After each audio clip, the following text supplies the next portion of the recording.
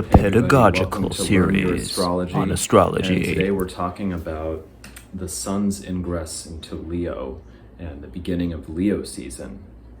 So basically right now, what we're feeling a lot of is this dynamic tension between the individual and as people with the fire of life force wanting certain things.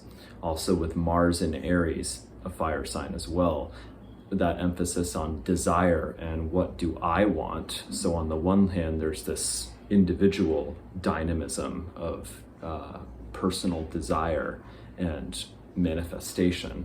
And then the other part of the dynamic tension is our emotional bonds, attachments, the containers that hold and nourish us through those kind of impulses to move forward.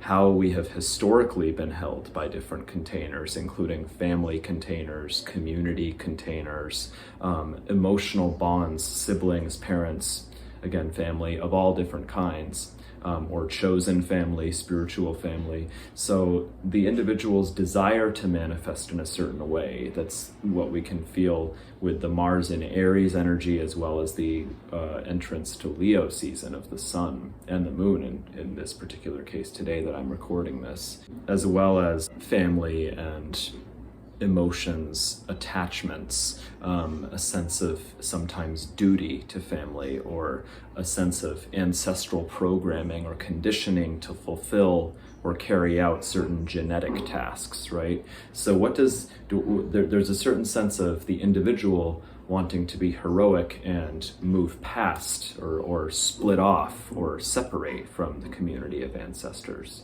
or the community of elders, or the kind of what our culture might think of as regressive attachments or womb-like nourishing envelopments.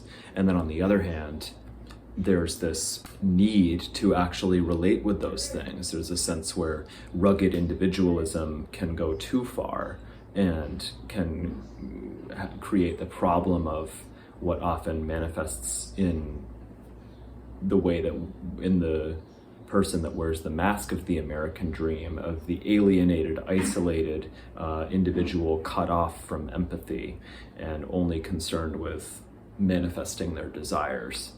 So there's this dynamic tension at play, the individual the dynamism of the individual and the very real descent into the attachments, emotional attachments of family and community and village. We could look at this mythologically, as historically spirit is connected with air and fire, and it moves upwards and away from the moist material world. And soul mythologically moves downward and is connected with earth and water. So with the recent new moon in Cancer, we had the sun and moon opposing Saturn. All of those, the Cancer energy of that moon and the Saturn and the energy of Saturn and Capricorn is all this water and earth energy. So we felt that pull towards community, tribe, ancestors, family, and those emotional attachments therein. And so now going into Leo season, it's as if we are crawling and emerging out of that, getting ready to dance in the flames of our own calling.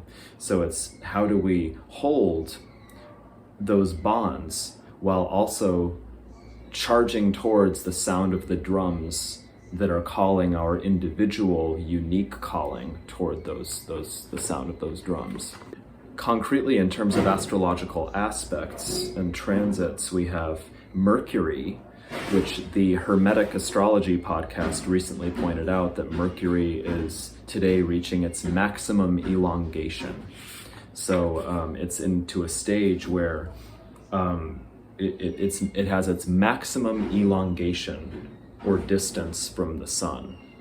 And therefore, the Hermetic Astrology podcast gave this excellent metaphor, saying that it's like a mother bird sitting on its eggs and getting ready to feed the eggs to its baby chicks. And so in that metaphor, we are the mother birds, and the eggs are our insights, and Mercury, which is the planet of insight and communicating insight, is preparing us to be able to actually feed life through those insights. And Mercury is in the sign of Cancer right now. So Mercury at its maximum elongation allows us to arrive at certain insights regarding the dense emotional attachments of the clan and of the roots and home from which we come.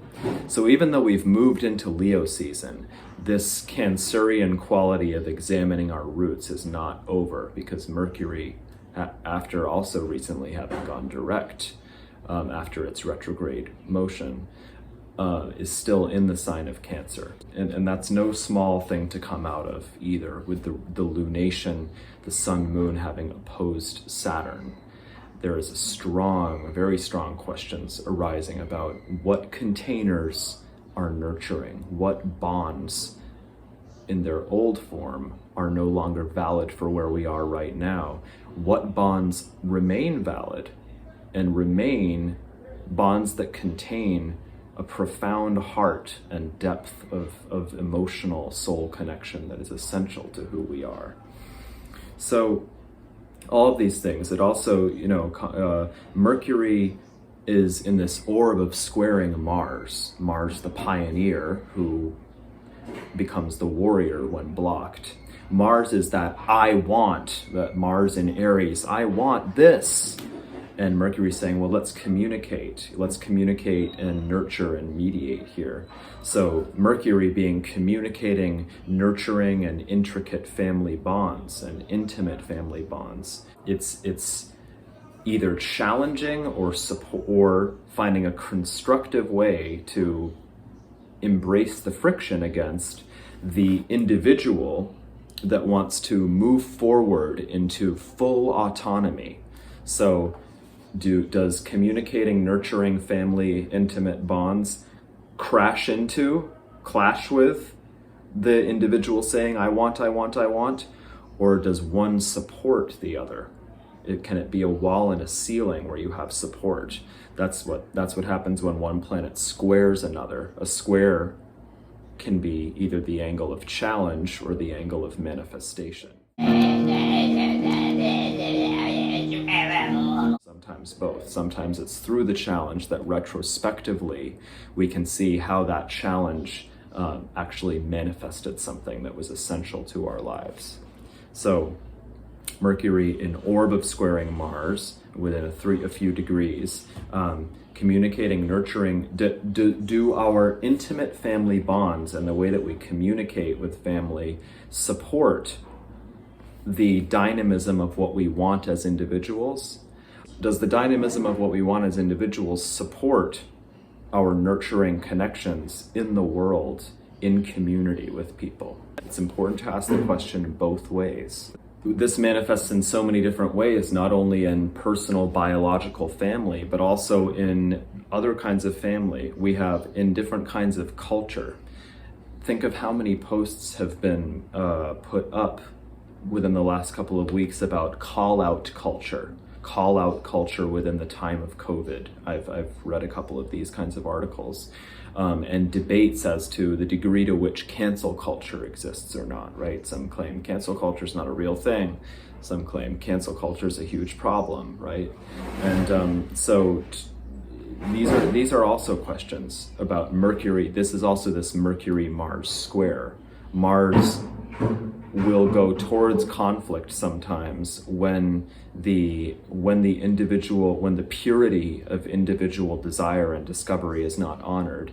And now Mercury communication in Cancer, the sign of family, of certain kinds of loyalties and bonds, right? To what family or community creed am I loyal? That's a question. What family or community creeds nurture me, and in what way, right? What community and family creeds, spoken or unspoken, are progressive, and in what way? Our progressive as in allow me as a person to progress, and also allow all of us to progress in the ways that we want to. Allow us to be healthy and also fulfilled and creative. So, so these are important questions to ask and triggered by these transits. We also have Mercury sextiling, that means forming a 60-degree angle to Uranus.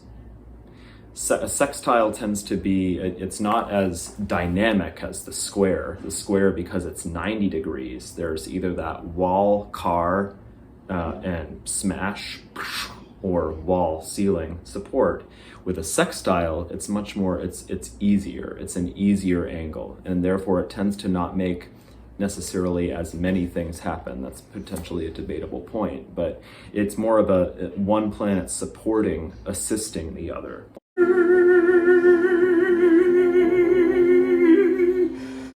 So Mercury in Cancer, sextiling Uranus, the wild card, the liberator, the innovator. Mercury in Cancer still wants to communicate about nurturing family dynamics, and that's what Mercury wants to do in Cancer. Uranus in Taurus wants to disrupt the passive approach to value systems that don't serve individual autonomy. So in this case, remember, it's a sextile, not a square. So in the case of Mercury-Mars, the communication about family and the desire of individual were kind of butting heads, right? Creating a lot of heat. In the case of Mercury-Uranus, Mercury sees the value of the revolution here of disrupting a passive approach to value systems. So communicating through the nurturing bonds of family dynamics is actually supporting and assisting the disruption of passive autopilot default approaches to what our value systems are. So it's kind of abstract ideas, sometimes mouthfuls to take in, but it's important to consider, because these are what the planet, we're talking here about what the planets trigger in the consciousness, right? In the collective consciousness. So we also have a lot happening right now with the asteroid goddesses. So I'm going to touch on that briefly. The asteroid goddesses right now, Juno, Hera, Vesta, and Pallas Athena. There's a sense that we want to honor these family dynamics and also renovate the foundations. So renovate the foundations, the media, the means of communicating with family or with people that who represent our deepest emotional bonds. To renovate, to accept the fact that the foundations are being renovated, whether of the seed essence of that connection itself with those people, of that bond itself with those people, or through the means of communicating with those people to whom we're bonded. So renovation is happening. There's change in regards to how we communicate and how we relate and feel and structure, how we structure and thereby through structuring nurture our deepest familial bonds, and that includes chosen family again. The key is to accept this renovation process without destroying the heart. It's kind of like in the myth of Dionysus, one of the myths of Dionysus. Dionysus was dismembered, and the key to remembering Dionysus as the emotional body, the deep, tragic emotional body and ecstatic spirit, the key was to preserve the heart, and it was Athena who preserved the heart. Dionysus doesn't figure as much into this particular transit, but Athena is one of the asteroid goddesses that is forming grand cross, or an orb of a grand cross today. So Athena preserves the heart of Dionysus. The asteroid goddesses teach us today to honor what needs to change and take the path of least resistance in terms of the foundations of the deep emotional bonds that are changing naturally. But also, don't destroy the heart of those family bonds. And only we as individuals can know what that heart is, what the heart essence is of connecting with our family.